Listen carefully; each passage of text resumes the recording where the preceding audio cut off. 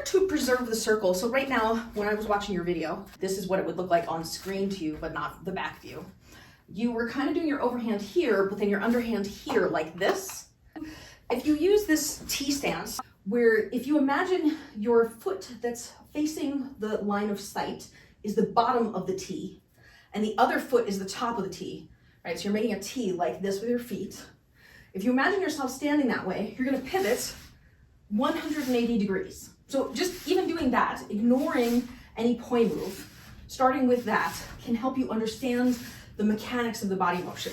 No lifting your feet is necessary in order to do this, and what you're doing is you're maximizing the movement of your center going back and forth in order to get the motion to go from one side 180 degrees to the other side.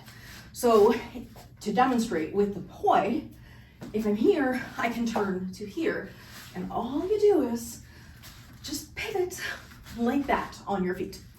So if you were to see it back view, it would be this to this, to this, to this. You face to your right. Yes, with your right foot forward.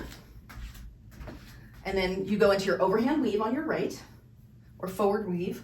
Then when the right hand is on top, you're going to pivot and turn all the way to the left side and come into underhand.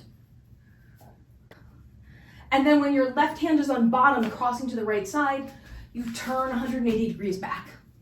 And did you notice how the movement went all the way across your body and you preserved the circle?